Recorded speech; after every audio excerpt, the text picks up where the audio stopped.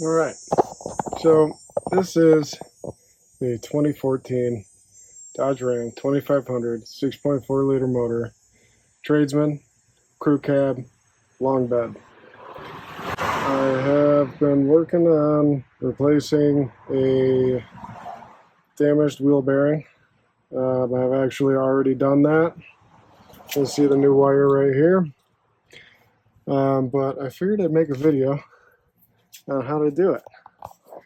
And what I've decided to do, make my life easier, I jack up both sides of the truck so both tires are off the ground. This allows me to turn the wheel and get at different bolts a little easier. But the wheel hub bolts are in here. See those two? And there's two more matching on the other side of the new wheel hub. And the ones on the other side are a real pain in the ass to get to. So you definitely have to turn the wheel in order to get to them, and it is just easier to turn the wheel if both front wheels are off the ground. For here, I took the lug nuts off, took the wheel off. You just pop out your brake pads here, and then you got to remove these bolts here. Now those are a 15/16. You just wrench those guys off. And pop those guys off. And there's that. Now, obviously I've already got the rotor here loose, so I can take that off relatively easily. It's a little heavy. And there's that guy. And I sanded that down a little bit. It was rusted to shit. So I sanded all the way around a little bit just to clean it up. Not to go too crazy. You don't want to damage anything, but sanded that down too. So at least there's a little less rust for it to bond to and seize back up. So now, basically, what I'm going to do here is just get the heat shield back on. There is your holes right there for this guy. And this guy will just go back on. You want to run your wire down this little reservoir here. See that little reservoir? Alright, so I got the new brake shield on. It requires a 10 milli. Alright, and I got my wire running through the reservoir, connecting onto this other side. Got a fair amount of play there, so I don't have to worry about it pinching. I'll get the rest of that all connected. But now we're going to go after these guys, and they require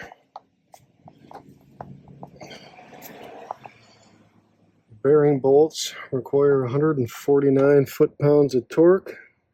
Torque them guys down. Now, here's a cool little thing about this guy, is that there's my first torque reading that I need for the bearing bolts on the back of the wheel bearing. And I click it again. There's the foot-pounds that I need for the axle nut. And then there's my lug nuts. And just to give you a little idea how this thing works. So I got it into there. Now I'm not going to wrench on it too hard because you can see it's already telling me my foot-pounds.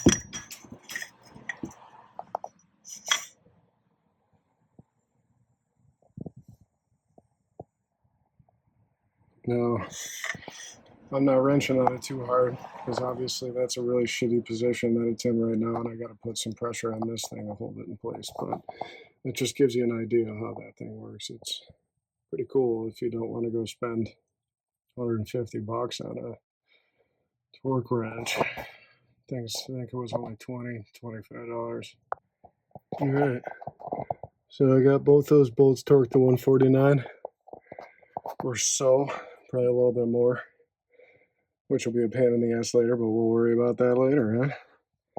So now I'm going to show you why this is a good system to have set up.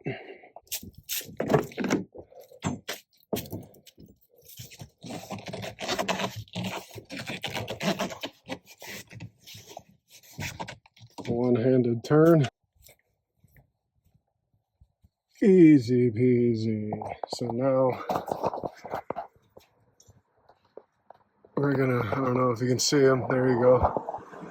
These ones are the pain in the ass, particularly the bottom one. As you can see, there's a lot of stuff that's in your way. But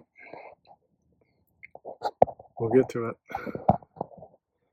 Now, here's an example of why this is a tough one to get to. So I had to go with the Long Dong Silver here, just to get this torque reader in this area. Now you can kind of see there's not a whole lot of working room here. So just a forewarning, if you really want to actually get it torqued and you buy that little attachment, you're going to need an extension, which might end up just costing you the same amount of money as buying a real torque wrench. So I'm going to leave that up to you. Okay, so I got the bottom bolt torqued up. Let me tell you, real pain in the ass. Okay, so got the rotor back on, put the caliper adapter back on, not torqued down yet. Snapped back in my brake pads, and now you've got to torque these bad boys with a 15/16 socket up to 275. This is going to be a massive pain in the ass. Here we go. Small piece of advice. Take off your little mud flap here. Otherwise, you're never going to get enough leverage to torque this thing to 275. So this little guy was not getting it done. So I decided to have a little bit of fun and get a 10-foot piece of 1-inch conduit, and let me tell you, it works too well. Watch this.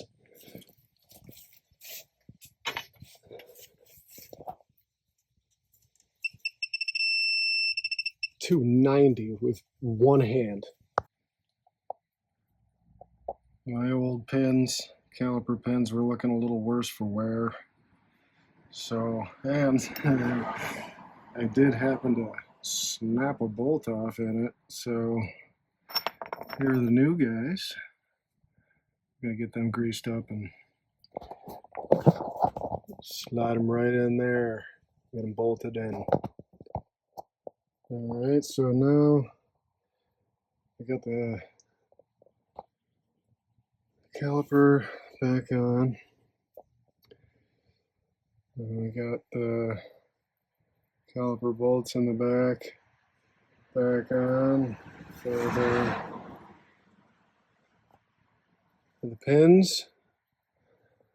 And pretty much everything is put back together now. The last thing I gotta do is wrench this big fella down to 263 foot-pounds.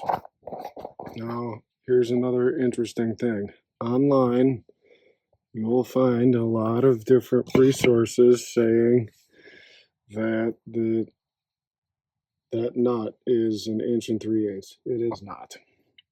I ordered 1 3/8 socket and it was way too big. A 33 mil is still a little loose, but it should do the job. I don't know if I'd try a 32, but it's your decision. All right, and the last part before we put the wheel back on and finish the mount is going to be attaching your wires. Hopefully when you took off your wheel bearing and unsnapped all these wires, you didn't snap everything or break any of these, because realistically you're going to need all of them. They are, well, maybe not all of them, but they definitely go in interesting directions that you wouldn't necessarily expect. And snap on there. And if you can get this guy snapped onto that one. Okay, you see how you got some clearance. And then it's going to come up around. Snap in there. Snap in there. There's another guy right there. Right there. And then it comes around. Oh, maybe you don't want to snap into that one. Maybe.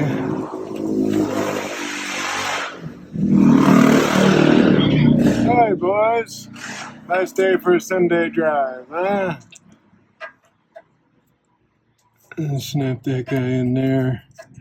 And this guy pushes right in there. And here, hidden behind that fender, is what you're going to snap into. And then this guy snaps into these two little holes right there.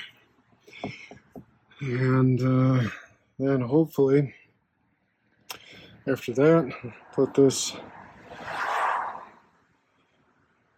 fender back on. And then we'll put the wheel on. 140 foot-pounds of torque for those lug nuts. And then after I get the wheel back on, I'm going to drop it, put the pressure back on the wheels, and then I'm going to go at this guy and get it up to 263. And then after that, put the hub back on, that fella right there. We're going to take it for a drive. And from what I've been reading, all I got to do is get it up to about 15 miles an hour, and it should reset the ABS system, and hopefully those lights go off. We'll see. We'll see. We are good to go. Now, these are just all the tools that I used. Various screwdrivers just for prying at stuff. Baby sledge. You need this guy. I also used that little sledge. Grease gun for the caliper pins. 15/16 for the caliper mount bolts. Little extender. 11/16 for the wheel hub bolts. 3/8 and 10 milli for the heat shield, brake shield, whatever the hell you want to call it. Scrapers. There's some wire brushes to clean off rust, clean up around where the nuts are going to go. It's just nice if you're in there and you live in a snowy area where you're going to have a lot of rust. Do that. Just clean it up while you're in there. Big extender, a little bit of a leverage bar, kind of helpful. This thing was awesome, worked great. 33 millimeter, okay, for your wheel hub mount. Foot-pounds, bearing bolts 149, axle nut 263, lug nuts 140, caliper 24, caliper mounting bolt 275. That one was a bear. Some rags, and that is about all you need for that job. Good luck.